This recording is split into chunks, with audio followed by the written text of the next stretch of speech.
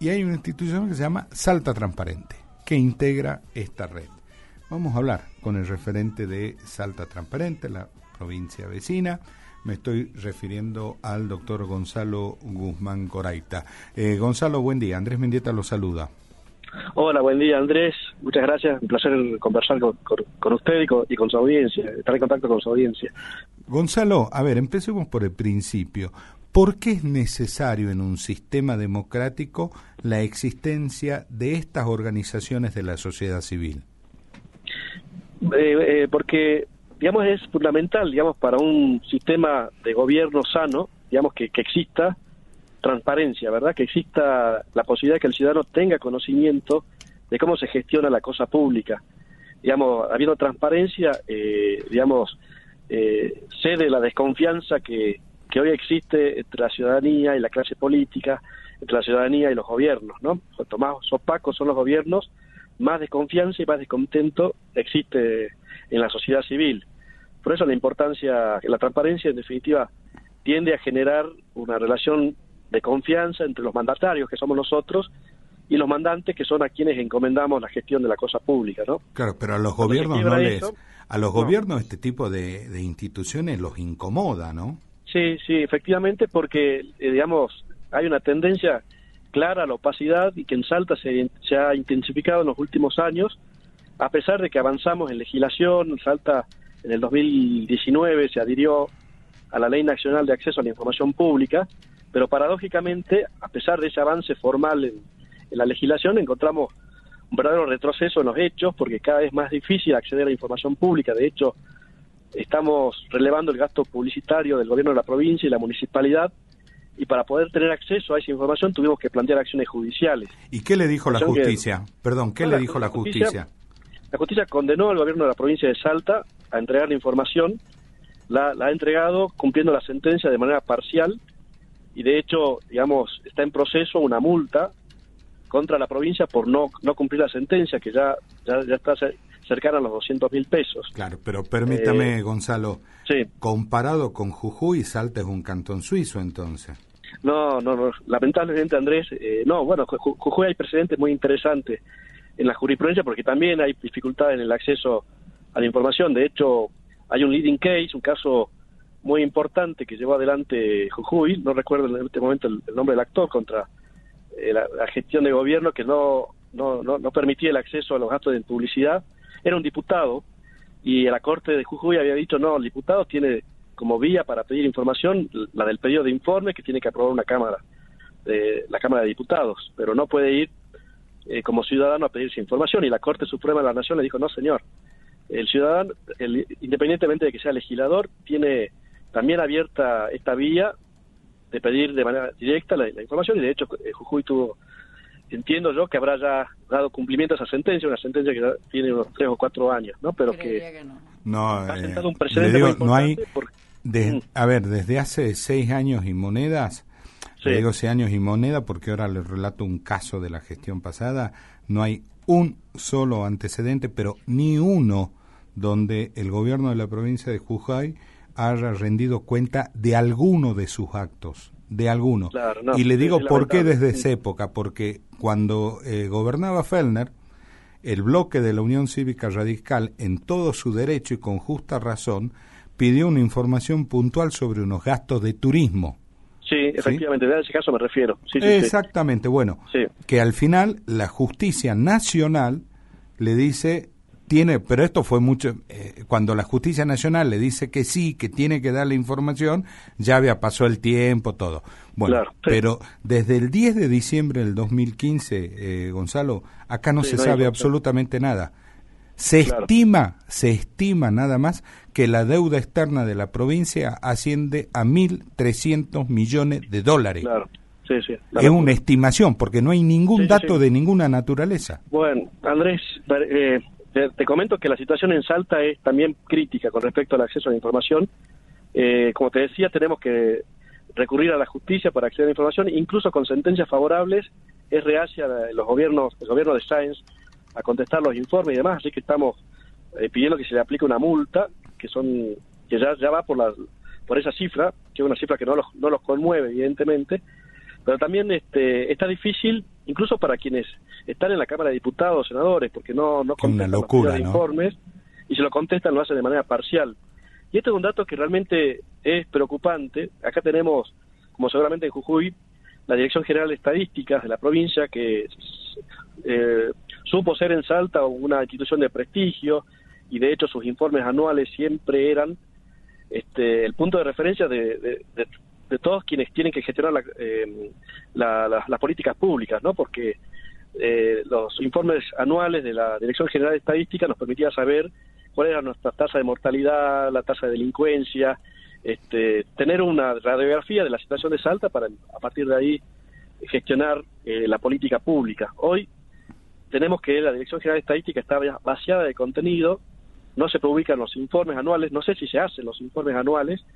Uno entra hoy a la página de la Dirección General de Estadística y se van a encontrar con gráficos que tienen una información muy básica y muy elemental, pero no tenemos datos de las tasas de suicidio, las tasas de mortalidad infantil y todos otros datos relevantes que nos permitan saber en qué estamos parados, ¿no? Claro. Ahora, Gonzalo, evidentemente el mal ejemplo cunde por todo el país, ¿no? Sí. Y en temas electorales es un tema en la que hemos trabajado desde la sociedad civil con pocos resultados, porque en definitiva tenemos un sistema donde, digamos, si bien a nivel nacional se ha avanzado en la bancarización y los recursos que brinda el Estado a los partidos políticos están todos bancarizados, entonces es fácil hacer un seguimiento y la rendición de cuentas, es difícil hacer dibujos contables, pero la realidad es que uno ve los informes que después de una elección que remiten los partidos políticos y se encuentra con datos curiosos, ¿no? Como por ejemplo, gastos en cartelería, y uno ve la presencia en cartelería de una fuerza política y dice, no, es imposible que esté rindiendo este gasto porque yo vi que estaba toda la provincia de Salta inundada de carteles. O bien en el rubro consultoría política, que contratan a grandes consultores que sabemos que cobran honorarios elevadísimos, y resulta que en ese ítem está rubro 0 pesos, como si el consultor hubiese hecho su trabajo sin cobrar honorarios. Claro. Y a nivel provincial la situación es más crítica todavía porque, digamos, no tenemos una legislación que establezca la obligación de rendir cuentas cuando el aportante es privado. Entonces, no sabemos quiénes son las empresas, los particulares que financian las campañas políticas de los candidatos de Salta, porque no hay obligación de decir quiénes son y cuánto reciben, no hay límites. Ahí va la pregunta, Gonzalo. La estimación que hay es que una campaña en las PASO a nivel nacional, por fórmula, estaríamos hablando de $200 millones. La pregunta es, ¿de dónde va a salir tanta plata? Claro, sí, es una cifra realmente obscena, ¿no? Obscena, se suele decir, digamos, que la democracia no tiene precio, pero sí, hay que establecer un sistema que permita, digamos, claridad y límites también en las campañas, digamos, tiene que haber, digamos, un límite. Y la campaña tiene que basarse no en campañas de marketing para instalar la imagen sonriente de un candidato que nos dice que quiere un futuro mejor, pero no nos dice cómo lo va a hacer. Yo creo que en Argentina, en cada una de las provincias, las campañas políticas están vaciadas de contenido y se basan solamente en imagen y en eslogans, y no en aquellas campañas que extrañamos, ¿no? Yo era muy chico en ese entonces, pero recuerdo en la vuelta de la democracia a los candidatos pasear y hacer tribuna en las calles, haciendo públicas sus plataformas, y realmente había posibilidad de conocer contenidos, ¿no? Hoy está vacía la campaña política de todo eso. Tampoco hay debates a nivel provincial. Se ha planteado acá en Salta un proyecto de ley para que sea obligatorio el debate entre los candidatos a gobernador, y es un proyecto que duerme en la legislatura y que no hay intención política de que avance. Claro, pero acá estamos hablando de dos cosas. Por un lado, la explicación que deben dar los partidos cuando viene el particular fulano de tal o la empresa XX y aporta una X cantidad de dinero, y el aporte que viene del propio Estado Nacional para el partido o para el frente político. Eso está claro porque eso en teoría se conoce. Pero, ¿quién controla el uso del avión de la provincia con fines de campaña? Efectivamente. Sí, hay cuestiones que que se escapan acá. Ustedes recordarán, hace un par de años atrás, el gobernador Urtubey, entonces gobernador, utilizó el avión de la provincia como si fuese prácticamente un taxi a su disposición.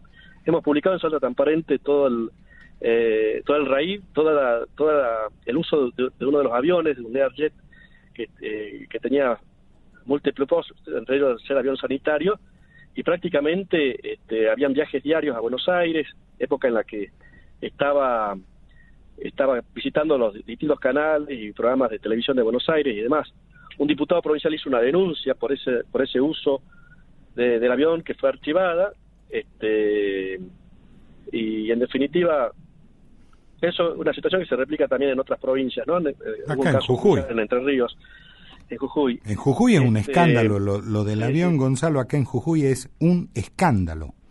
Sí, porque no conocemos los vuelos, no conocemos quién es la tripulación, si bien son datos que deberían estar publicados, porque la legislación de la aviación civil establece que se tiene que tener un estricto control de quién sube y quién baja del avión, y esos datos conocerse, ¿no?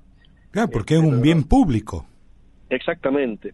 Y otra cuestión que vemos con preocupación y que se da en todas las campañas es las directivas no escritas que bajan para los empleados y incluso los funcionarios, de decir que ustedes tienen que ir a fiscalizar escuelas, ustedes tienen que trabajar en la campaña, y digamos, de una manera totalmente violenta, porque pone en situación al empleado de decir, ¿qué hago? ¿Pierdo mi trabajo si no doy esta muestra de apoyo al gobierno que me está pidiendo que tengo que salir a la calle a hacer campaña y fiscalizar en las escuelas? ¿Eso también es corrupción? Eso es corrupción, porque es usar recursos, en este caso recursos humanos, en favor, digamos, de un sector político.